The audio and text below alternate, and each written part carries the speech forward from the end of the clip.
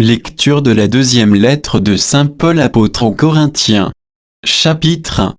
Paul, apôtre du Christ Jésus par la volonté de Dieu, et Timothée notre frère, à l'Église de Dieu qui est à Corinthe, ainsi qu'à tous les fidèles qui sont par toute la Grèce. À vous, la grâce et la paix de la part de Dieu notre Père et du Seigneur Jésus-Christ. Béni soit Dieu, le Père de notre Seigneur Jésus-Christ, le Père plein de tendresse, le Dieu de qui vient tout réconfort. Dans toutes nos détresses, il nous réconforte, ainsi, nous pouvons réconforter tous ceux qui sont dans la détresse, grâce au réconfort que nous recevons nous-mêmes de Dieu.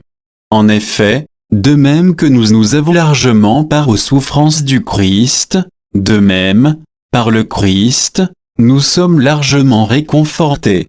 Quand nous sommes dans la détresse, c'est pour que vous obteniez le réconfort et le salut. Quand nous sommes réconfortés, c'est encore pour que vous obteniez le réconfort, et cela vous permet de supporter avec persévérance les mêmes souffrances que nous. En ce qui vous concerne, nous avons de solides raisons d'espérer, car, nous le savons, de même que vous avez part aux souffrances, de même vous obtiendrez le réconfort. Nous ne voulons pas vous le laisser ignorer, frères, la détresse que nous avons connue dans la province d'Asie nous a accablés à l'extrême, au-delà de nos forces, au point que nous ne savions même plus si nous allions rester en vie. Mais, si nous nous sommes trouvés sous le coup d'un arrêt de mort, c'était pour que notre confiance ne soit plus en nous-mêmes, mais en Dieu qui ressuscite les morts. C'est lui qui nous a arrachés à une mort si terrible et qui nous en arrachera. En lui nous avons l'espérance qu'il nous en arrachera encore, avec l'aide que vous nous apportez en priant pour nous. Ainsi, par l'intervention d'un grand nombre de personnes, la grâce que nous aurons reçue sera pour beaucoup de gens une occasion de rendre grâce à notre sujet. Ce qui fait notre fierté, c'est le témoignage de notre conscience. Nous avons vécu en ce monde, et particulièrement avec vous, dans la simplicité et la sincérité qui viennent de Dieu, non pas selon une sagesse purement humaine, mais selon la grâce de Dieu. Nos lettres ne contiennent vraiment rien d'autre que ce que vous pouvez lire et comprendre. J'espère que vous comprendrez entièrement ce que vous avez déjà compris en partie, à savoir, nous sommes pour vous un sujet de fierté, de même que vous le serez pour nous au jour du Seigneur Jésus. Fort de cette assurance, je voulais d'abord aller chez vous pour que vous receviez une nouvelle grâce, puis, en passant par chez vous, me rendre en Macédoine, enfin revenir de Macédoine chez vous, et recevoir votre aide pour aller en Judée. Vouloir cela, était-ce faire preuve de légèreté? Ou bien mes projets ne sont-ils que des projets purement humains, si bien qu'il y aurait chez moi en même temps le oui et le non? En fait, Dieu en est garant, la parole que nous vous adressons n'est pas oui et non. Car le Fils de Dieu, le Christ Jésus, que nous avons annoncé parmi vous, Sylvain et Timothée, avec moi, n'a pas été oui et non, il n'a été que oui. Et toutes les promesses de Dieu ont trouvé leur oui dans sa personne. Aussi est-ce par le Christ que nous disons à Dieu notre Amen, notre oui, pour sa gloire. Celui qui nous rend solides pour le Christ dans nos relations avec vous, celui qui nous a consacrés, c'est Dieu. Il nous a marqués de son sceau, et il a mis dans nos cœurs l'esprit, première avance sur ses dons. Il ne s'agit pas pour nous d'exercer un pouvoir sur votre foi, mais de contribuer à votre joie, car, par la foi, vous tenez bon. Lecture de la deuxième lettre de saint Paul apôtre aux Corinthiens. Chapitre 2. J'ai pris la décision de ne pas retourner chez vous dans un climat de tristesse. Car si moi je vous attriste, qui peut me réjouir, sinon celui que j'ai attristé? Et si j'ai écrit comme je l'ai fait, c'est précisément pour éviter qu'en arrivant je sois attristé par ceux qui auraient dû me donner de la joie, car je suis convaincu, en ce qui vous concerne, que ma joie est aussi votre joie à tous. Ainsi, c'est dans une grande détresse et le cœur serré que je vous ai écrit, et en versant beaucoup de larmes, non pas pour vous attrister, mais pour que vous sachiez quel immense amour j'ai pour vous. Si quelqu'un a causé de la tristesse, ce n'est pas à moi seul, mais, sans vouloir exagérer, c'est à vous tous, dans une certaine mesure. Pour celui-là, la sanction infligée par la majorité doit suffire, si bien que vous devez, au contraire, plutôt lui faire grâce et le réconforter, pour éviter qu'il ne sombre dans une tristesse excessive. Je vous exhorte donc à faire prévaloir envers lui une attitude de charité. Et voici également pourquoi je vous ai écrit, je voulais vérifier si vous êtes, en tout point, obéissant. Quand vous faites grâce à quelqu'un, je le fais, moi aussi, et moi, quand j'ai fait grâce, si j'ai fait grâce en quelque chose, c'était à cause de vous sous le regard du Christ, pour ne pas nous laisser dominer par Satan, dont nous connaissons bien les intentions. Quand je suis arrivé à Troie pour annoncer l'évangile du Christ, la porte m'était grande ouverte dans le Seigneur, mais je n'ai pas pu avoir l'esprit tranquille, car je ne trouvais pas Tite mon frère, alors j'ai fait mes adieux, et je suis parti pour la Macédoine. Rendons grâce à Dieu qui nous entraîne sans cesse en son cortège triomphal dans le Christ, et qui répand par nous en tout lieu le parfum de sa connaissance. Car nous sommes pour Dieu la bonne odeur du Christ, parmi ceux qui accueillent le salut comme parmi ceux qui vont à leur perte. Pour les uns, c'est un parfum de mort qui conduit à la mort, pour les autres, un parfum de vie qui conduit à la vie. Et qui donc est capable de cela? En effet, nous ne sommes pas comme tous ces gens qui sont des trafiquants de la parole de Dieu, au contraire, c'est avec sincérité, c'est de la part de Dieu, et devant Dieu, que dans le Christ nous parlons. Lecture de la deuxième lettre de Saint Paul apôtre aux Corinthiens. Chapitre 3. Allons-nous, une fois de plus, nous recommander nous-mêmes? Ou alors avons-nous besoin, comme certains, de lettres de recommandation qu'il faudrait vous présenter, ou obtenir de vous? Notre lettre de recommandation, c'est vous, elle est écrite dans nos cœurs, et tout le monde peut en avoir connaissance et la lire. De toute évidence, vous êtes cette lettre du Christ, produite par notre ministère, écrite non pas avec de l'encre, mais avec l'Esprit du Dieu vivant, non pas, comme la loi, sur des tables de pierre, mais sur des tables de chair, sur vos cœurs. Et si nous avons une telle confiance en Dieu par le Christ, ce n'est pas à cause d'une capacité personnelle que nous pourrions nous attribuer, notre capacité vient de Dieu. Lui nous a rendus capables d'être les ministres d'une alliance nouvelle, fondée non pas sur la lettre mais dans l'esprit, car la lettre tue, mais l'esprit donne la vie. Le ministère de la mort, celui de la loi gravée en lettres sur des pierres, avait déjà une telle gloire que les fils d'Israël ne pouvaient pas fixer le visage de Moïse à cause de la gloire, pourtant passagère, qui rayonnait de son visage.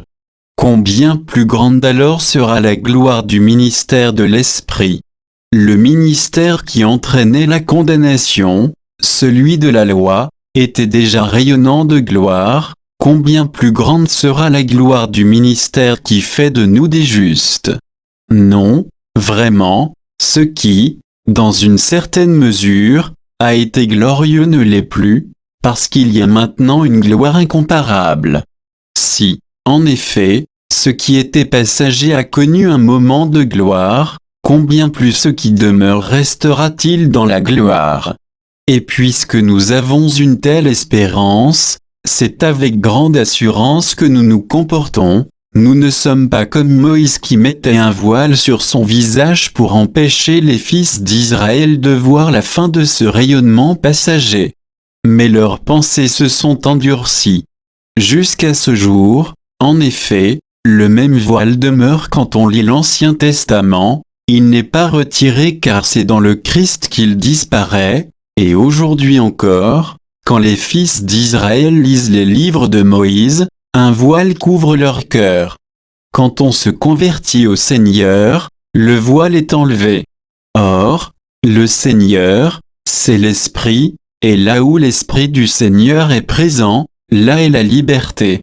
Et nous tous qui n'avons pas de voile sur le visage, nous reflétons la gloire du Seigneur, et nous sommes transformés en son image avec une gloire de plus en plus grande, par l'action du Seigneur qui est Esprit. Lecture de la deuxième lettre de Saint Paul apôtre aux Corinthiens. Chapitre 4. C'est pourquoi, ayant reçu ce ministère par la miséricorde de Dieu, nous ne perdons pas courage, nous avons rejeté toute dissimulation honteuse, nous n'agissons pas avec ruse, et nous ne falsifions pas la parole de Dieu. Au contraire, nous manifestons la vérité, et ainsi nous nous recommandons nous-mêmes à toute conscience humaine devant Dieu. Et même si l'évangile que nous annonçons reste voilé, il n'est voilé que pour ceux qui vont à leur perte, pour les incrédules dont l'intelligence a été aveuglée par le Dieu mauvais de ce monde, celui-ci les empêche de voir clairement, dans la splendeur de l'Évangile, la gloire du Christ, lui qui est l'image de Dieu. En effet, ce que nous proclamons, ce n'est pas nous-mêmes, c'est ceci, Jésus-Christ est le Seigneur, et nous sommes vos serviteurs, à cause de Jésus.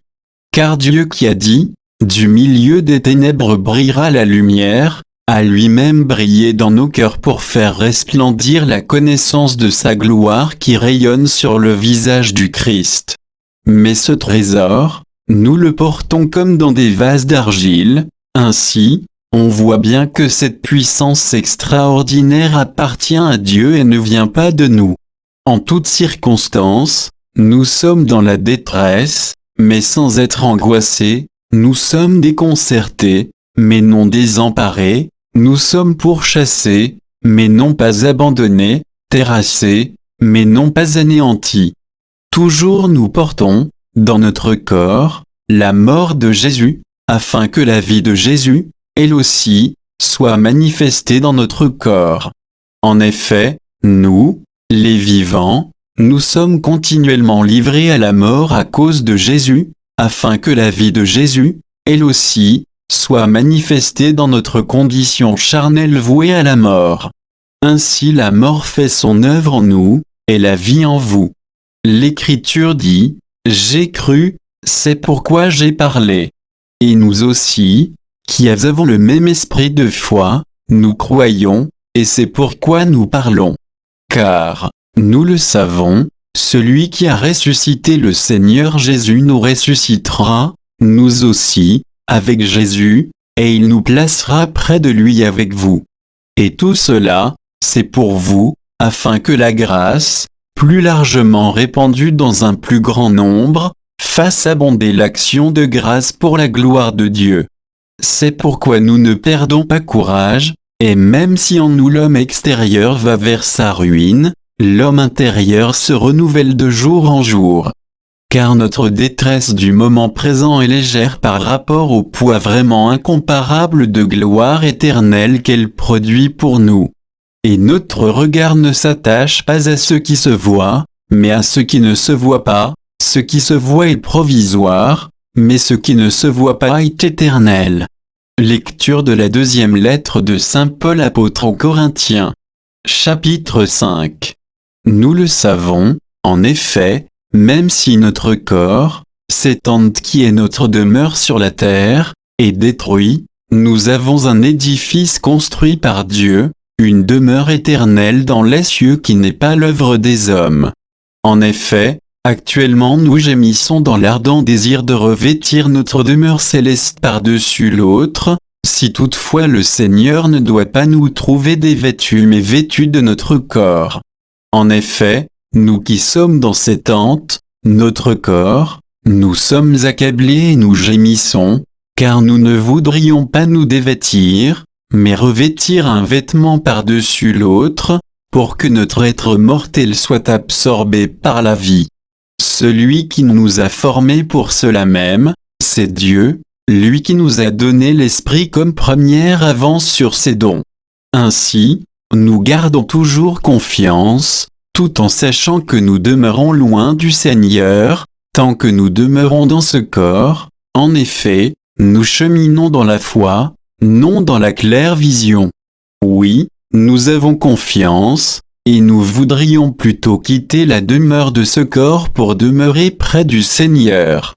Mais de toute manière, que nous demeurions dans ce corps ou en dehors, notre ambition, c'est de plaire au Seigneur.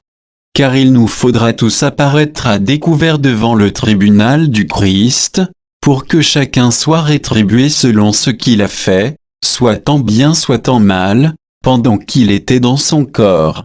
Sachant donc ce qu'est la crainte du Seigneur, nous cherchons à convaincre les hommes, et nous sommes à découvert devant Dieu. J'espère bien être aussi à découvert devant vos consciences. Il ne s'agit pas de nous recommander à vous une fois de plus, mais de vous donner l'occasion d'être fiers de nous, pour que vous ayez de quoi répondre à ceux qui mettent leur fierté dans les apparences, et non dans le cœur. Si nous avons perdu la tête, c'est pour Dieu, si nous sommes raisonnables, c'est pour vous.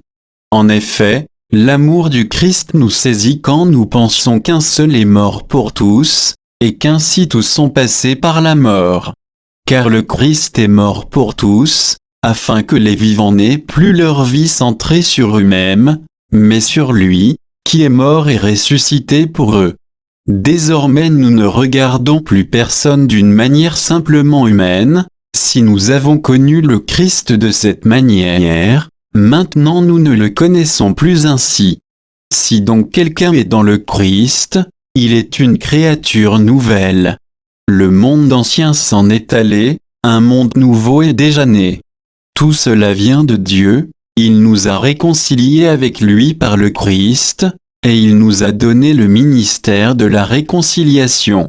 Car c'est bien Dieu qui, dans le Christ, réconciliait le monde avec lui, il n'a pas tenu compte des fautes, et il a déposé en nous la parole de la réconciliation. Nous sommes donc les ambassadeurs du Christ, et par nous c'est Dieu lui-même qui lance un appel, nous le demandons au nom du Christ, laissez-vous réconcilier avec Dieu. Celui qui n'a pas connu le péché, Dieu l'a pour nous identifier au péché, afin qu'en lui nous devenions justes de la justice même de Dieu. Lecture de la deuxième lettre de Saint Paul apôtre aux Corinthiens. Chapitre 6. En tant que coopérateurs de Dieu, nous vous exhortons encore à ne pas laisser sans effet la grâce reçue de lui. Car il dit dans l'Écriture, « Au moment favorable je t'ai exaucé, au jour du salut je t'ai secouru. » Le voici maintenant le moment favorable, le voici maintenant le jour du salut. Pour que notre ministère ne soit pas exposé à la critique, nous veillons à ne choquer personne en rien.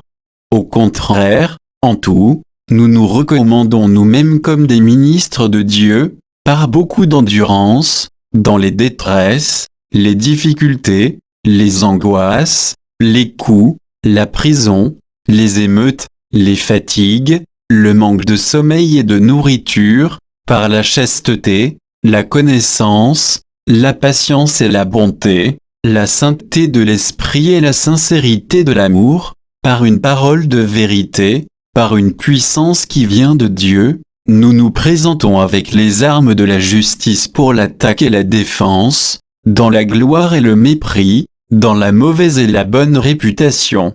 On nous traite d'imposteurs, et nous disons la vérité, on nous prend pour des inconnus, et nous sommes très connus, on nous croit mourants, et nous sommes bien vivants, on nous punit, et nous ne sommes pas mis à mort, on nous croit tristes, et nous sommes toujours joyeux, pauvres, et nous faisons tant de riches, démunis de tout, et nous possédons tout.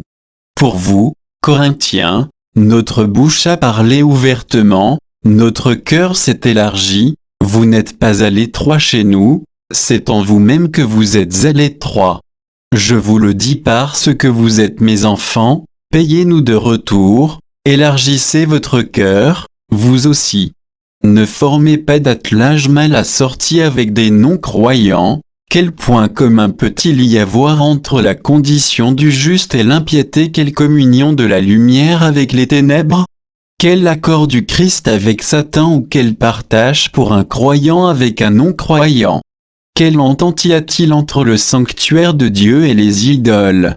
Nous, en effet, nous sommes le sanctuaire du Dieu vivant, comme Dieu l'a dit lui-même, « J'habiterai et je marcherai parmi eux, je serai leur Dieu et ils seront mon peuple. » Sortez donc du milieu de ces gens-là et séparez-vous, dit le Seigneur, ne touchez à rien d'impur, et moi je vous accueillerai, je serai pour vous un père, et vous serez pour moi des fils et des filles, dit le Seigneur souverain de l'univers. Lecture de la deuxième lettre de Saint Paul apôtre aux Corinthiens. Chapitre 7. Ayant reçu de telles promesses, mes bien-aimés, purifions-nous donc de toute souillure de la chair et de l'esprit, achevons de nous sanctifier dans la crainte de Dieu. Faites-nous bon accueil, nous n'avons fait de tort à personne, nous n'avons corrompu personne, nous n'avons exploité personne. Je ne parle pas pour condamner, car, je l'ai déjà dit, vous êtes dans nos cœurs à la vie, à la mort. Grande est l'assurance que j'ai devant vous, grande est ma fierté à votre sujet, je me sens pleinement réconforté, je déborde de joie au milieu de toutes nos détresses. En fait, à notre arrivée en Macédoine, dans notre faiblesse nous n'avons pas eu le moindre répit mais nous étions dans la détresse à tout moment, au dehors, des conflits, et au dedans, des craintes. Pourtant, Dieu, lui qui réconforte les humbles, nous a réconfortés par la venue de Tite, et non seulement par sa venue, mais par le réconfort qu'il avait trouvé chez vous, il nous a fait part de votre grand désir de nous revoir, de votre désolation, de votre zèle pour moi, et cela m'a donné encore plus de joie. En effet, même si je vous ai attristé par ma lettre, je ne le regrette pas, et même si j'ai pu le regretter, car je vois bien que cette lettre vous a attristé, au moins pour un moment, je me réjouis maintenant, non de ce que vous avez été attristé, mais parce que cette tristesse vous a conduit au repentir. En effet, elle a été vécue selon Dieu, si bien que vous n'avez subi aucun dommage à cause de nous. Car une tristesse vécue selon Dieu produit un repentir qui mène au salut, sans causer de regret, tandis que la tristesse selon le monde produit la mort. Mais la tristesse vécue selon Dieu, voyez ce qu'elle a produit chez vous. Quel empressement! Quelles excuses! Quelle indignation! Quelle crainte! Quel désir! Quel zèle! Quelle juste punition! En tout point, vous avez prouvé que vous étiez irréprochable dans cette affaire. Bref, même si je vous ai écrit, ce n'est pas à cause de l'offenseur ni à cause de l'offensé, mais pour rendre manifeste à vos yeux devant Dieu l'empressement que vous avez pour nous. Voilà ce qui fait notre réconfort.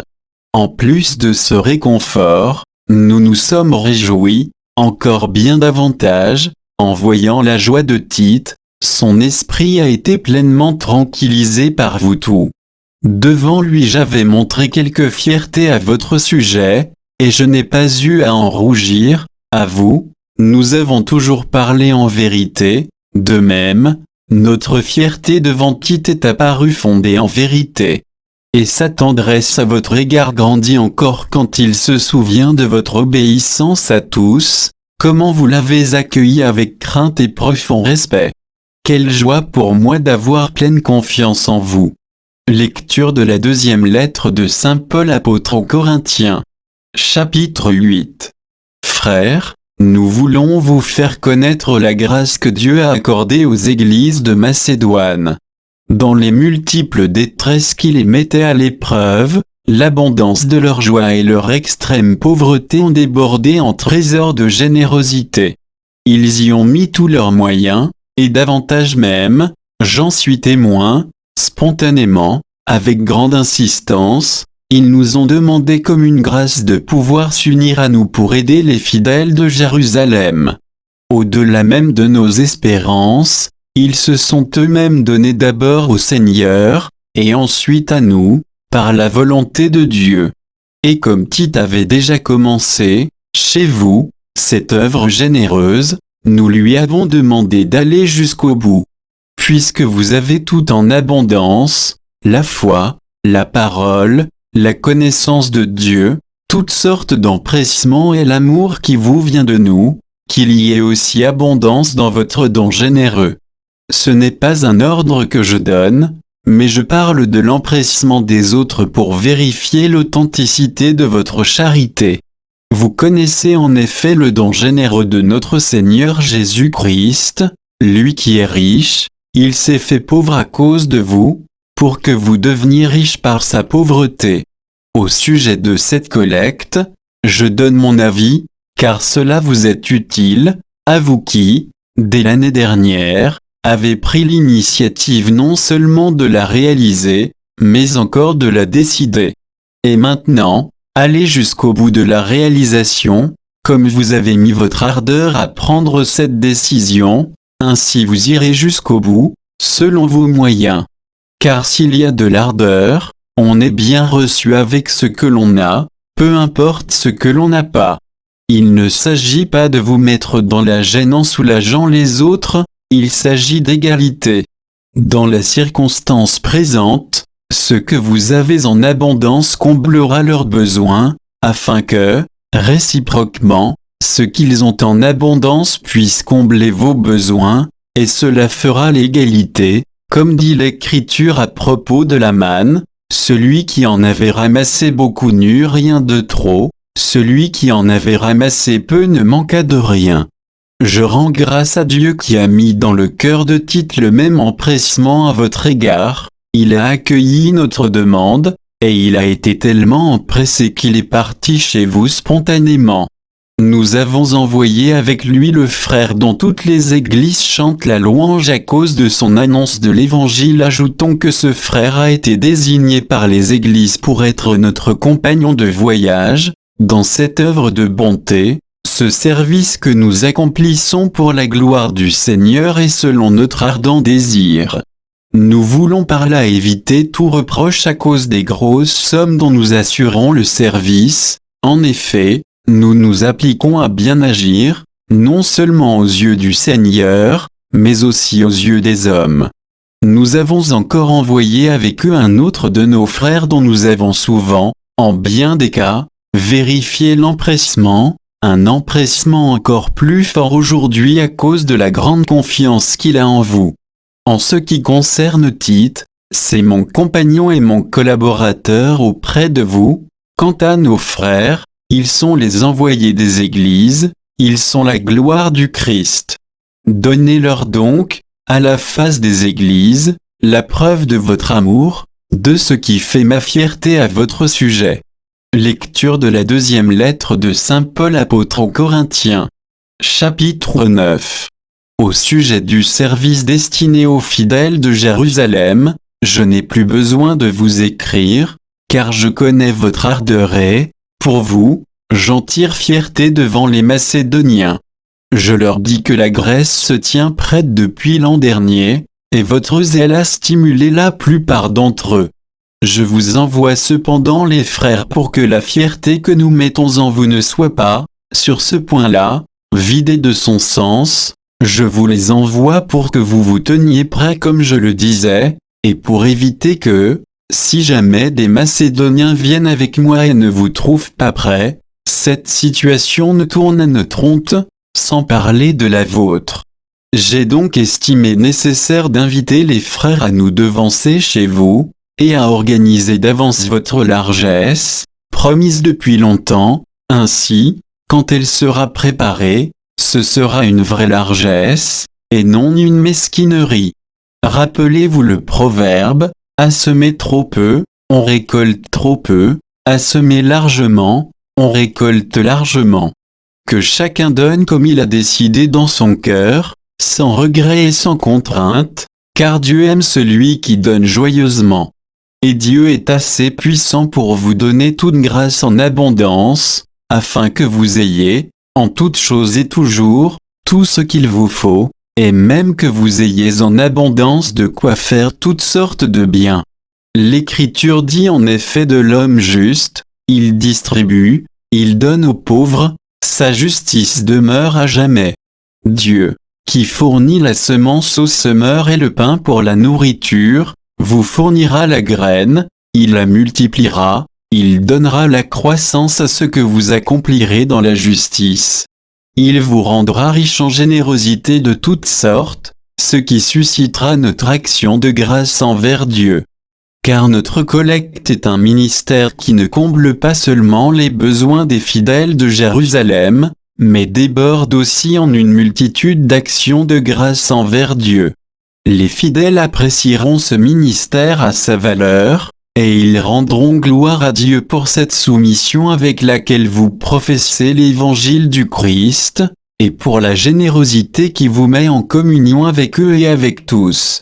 En priant pour vous, ils vous manifesteront leur attachement à cause de la grâce incomparable que Dieu vous a faite. Rendons grâce à Dieu pour le don ineffable qu'il nous fait. Lecture de la deuxième lettre de Saint Paul apôtre aux Corinthiens. Chapitre 10. Moi-même, Paul, je vous exhorte par la douceur et la bienveillance du Christ, moi si humble quand je suis devant vous, mais plein d'assurance à votre égard quand je n'y suis pas. Je vous en prie, ne m'obligez pas à montrer, quand je viendrai, l'assurance et l'audace dont je prétends bien faire preuve contre ceux qui prétendent que nous avons une conduite purement humaine. Notre conduite est bien une conduite d'homme, mais nous ne combattons pas de manière purement humaine. En effet, les armes de notre combat ne sont pas purement humaines, elles reçoivent de Dieu la puissance qui démolit les forteresses. Nous démolissons les raisonnements fallacieux, tout ce qui, de manière hautaine, s'élève contre la connaissance de Dieu, et nous capturons toute pensée pour l'amener à obéir au Christ. Nous sommes prêts à sévir contre toute désobéissance, dès que votre obéissance à vous sera parfaite. Regardez les choses en face. Si quelqu'un est convaincu d'appartenir au Christ, qu'il tienne compte encore de ceci, comme lui-même appartient au Christ, nous également. Même si je suis un peu trop fier de l'autorité que le Seigneur nous a donnée sur vous pour construire et non pour démolir, je n'aurai pas à en rougir. Je ne veux pas avoir l'air de vous effrayer par mes lettres. Les lettres ont du poids, dit-on, et de la force, mais sa présence physique est sans vigueur, et sa parole est nulle. Celui qui parle ainsi, qu'il tienne bien compte de ceci, tels nous sommes en parole par nos lettres quand nous ne sommes pas là, tels nous serons encore en acte quand nous serons présents. Nous n'oserions pas nous égaler ou nous comparer à des gens qui se recommandent eux-mêmes. Lorsqu'ils se prennent eux-mêmes comme unité de mesure et comme norme de comparaison, ils sont sans intelligence. Nous n'allons pas nous vanter démesurément, mais nous garderons la mesure du domaine d'activité que Dieu nous a attribué en nous faisant parvenir aussi jusqu'à vous. En effet, nous ne dépassons pas nos limites comme ce serait le cas si nous n'étions pas parvenus chez vous, car, en fait, c'est bien jusqu'à vous que nous sommes arrivés pour annoncer l'évangile du Christ. Nous ne tirons pas du labeur des autres l'occasion de nous vanter démesurément, mais, avec la croissance de votre foi, nous espérons voir honorer de plus en plus notre ministère auprès de vous, sans quitter notre domaine, et porter l'évangile au-delà de chez vous, sans nous vanter de travaux déjà faits sur le domaine des autres. Celui qui veut être fier qu'il mette sa fierté dans le Seigneur. Celui dont on reconnaît la valeur n'est pas celui qui se recommande lui-même, c'est celui que le Seigneur recommande. Lecture de la deuxième lettre de Saint Paul apôtre aux Corinthiens. Chapitre 11. Pourriez-vous supporter de ma part un peu de folie? Oui, de ma part, vous allez le supporter, à cause de mon amour jaloux qui est l'amour même de Dieu pour vous. car je vous ai unis au seul époux, vous êtes la Vierge pure que j'ai présentée au Christ. Mais j'ai bien peur qu'à l'exemple d'Ève séduite par la ruse du serpent, votre intelligence des choses ne se corrompe en perdant la simplicité et la pureté qu'il faut avoir à l'égard du Christ. En effet, si le premier venu vous annonce un autre Jésus, un Jésus que nous n'avons pas annoncé, si vous recevez un esprit différent de celui que vous avez reçu, ou un évangile différent de celui que vous avez accueilli, vous le supportez fort bien. J'estime, moi, que je ne suis inférieur en rien à tous ces super apôtres. Je ne vaux peut-être pas grand-chose pour les discours, mais pour la connaissance de Dieu, c'est différent, nous vous l'avons montré en toute occasion et de toutes les façons. Aurais-je commis une faute lorsque, m'abaissant pour vous élever, je vous ai annoncé l'évangile de Dieu gratuitement? J'ai appauvri d'autres églises en recevant d'elles l'argent nécessaire pour me mettre à votre service. Quand j'étais chez vous, et que je me suis trouvé dans le besoin, je n'ai été à charge de personne. En effet, pour m'apporter ce dont j'avais besoin, des frères sont venus de Macédoine. En toute occasion, je me suis gardé d'être un poids pour vous, et je m'en garderai toujours. Aussi sûrement que la vérité du Christ est en moi, ce motif de fierté ne me sera enlevé dans aucune des régions de la Grèce. Pourquoi donc me comporter ainsi?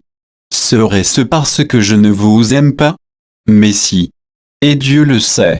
Ce que je fais, je le ferai encore, afin d'enlever tout prétexte à ceux qui en cherchent un pour pouvoir se vanter d'être reconnus comme nos égaux.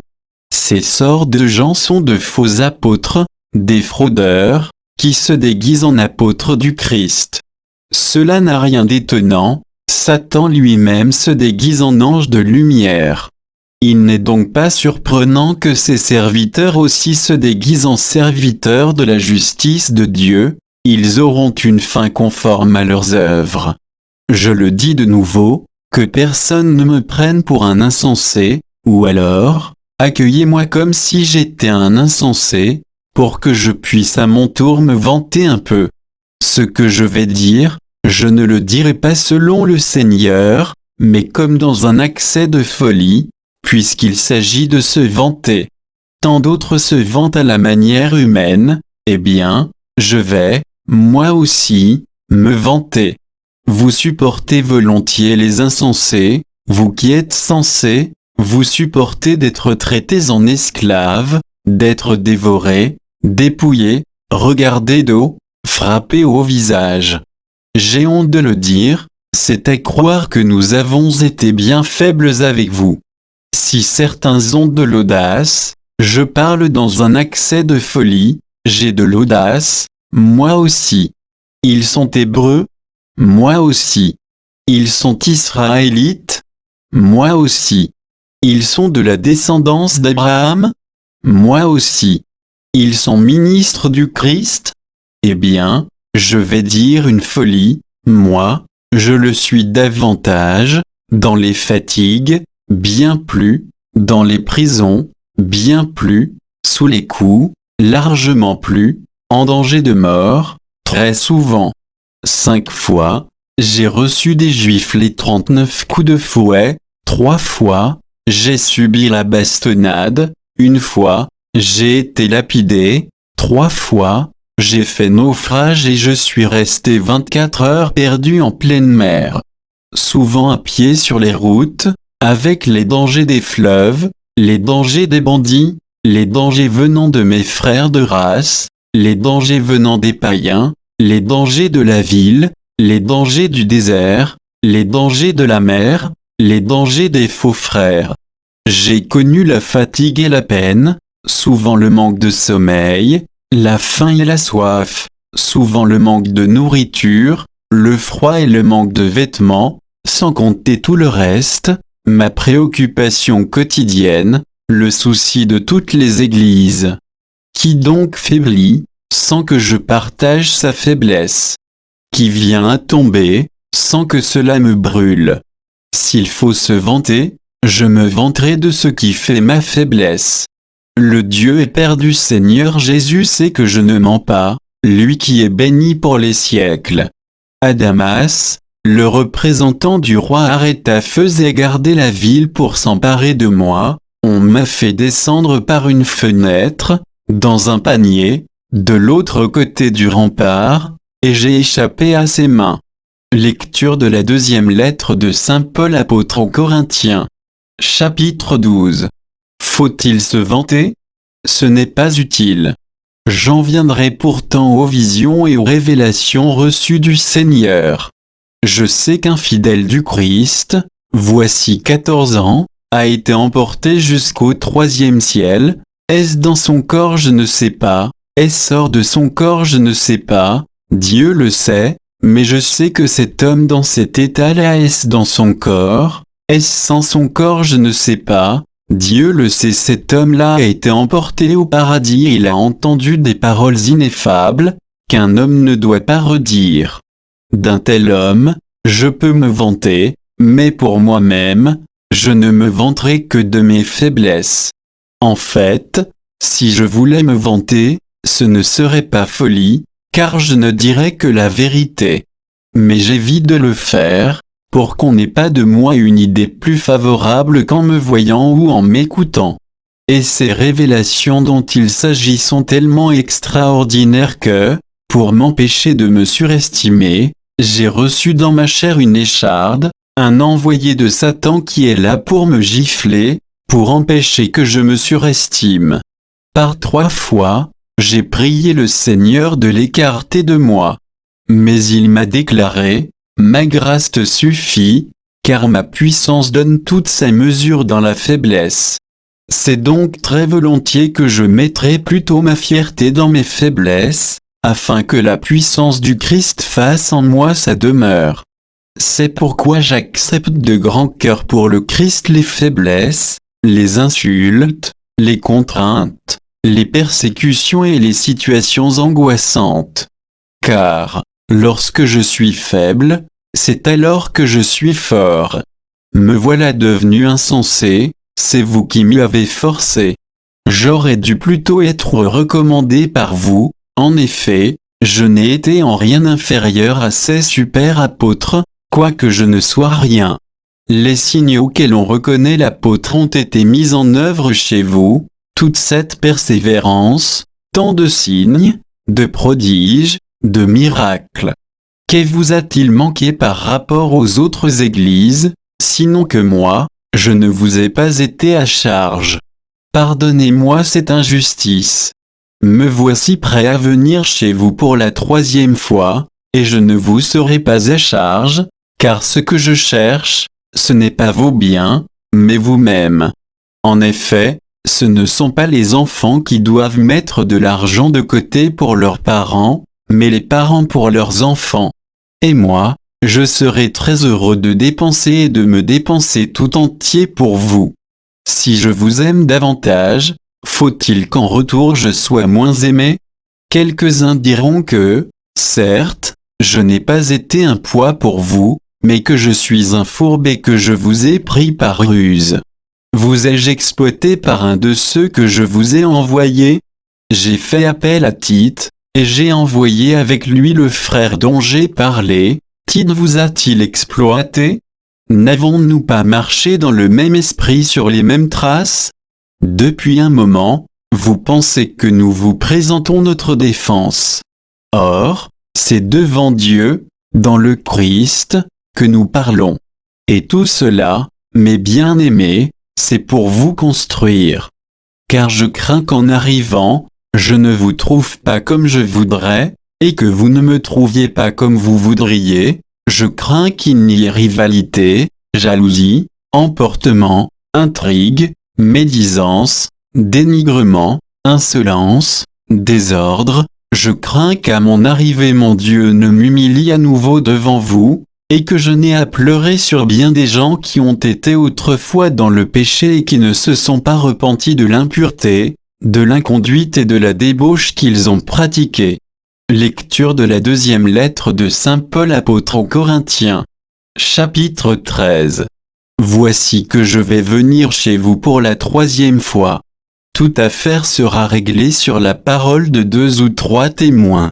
Ceux qui ont été autrefois dans le péché et tous les autres, je les ai déjà prévenus lors de mon 2e passage, et je les préviens maintenant que je ne suis pas là. Si je reviens, j'agirai sans ménagement puisque vous cherchez à vérifier si vraiment le Christ parle en moi. Lui, il n'est pas faible à votre égard, mais il montre en vous sa puissance. Certes, il a été crucifié du fait de sa faiblesse, mais il est vivant par la puissance de Dieu. Et nous, maintenant, nous sommes faibles en lui, mais, avec lui, nous serons vraiment vivants par la puissance de Dieu qui s'exercera envers vous.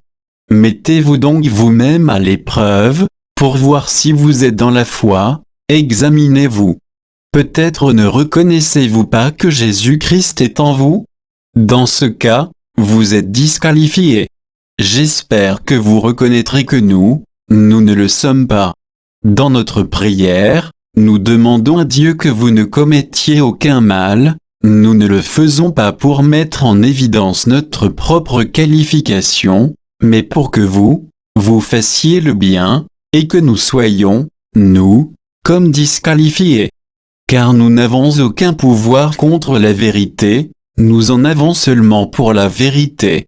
En effet, nous nous réjouissons chaque fois que nous sommes faibles, tandis que vous êtes forts. Ce que nous demandons dans notre prière, c'est que vous avanciez vers la perfection. Voici pourquoi je vous écris cela, maintenant que je suis absent, c'est pour n'avoir pas à utiliser avec rigueur, quand je serai présent, le pouvoir que le Seigneur m'a donné en vue de construire et non de démolir. Enfin, frères, soyez dans la joie, cherchez la perfection, encouragez-vous, soyez d'accord entre vous, vivez en paix, et le Dieu d'amour et de paix sera avec vous. Saluez-vous les uns les autres par un baiser de paix. Tous les fidèles vous saluent. Que la grâce du Seigneur Jésus-Christ, l'amour de Dieu et la communion du Saint-Esprit soient avec vous tous.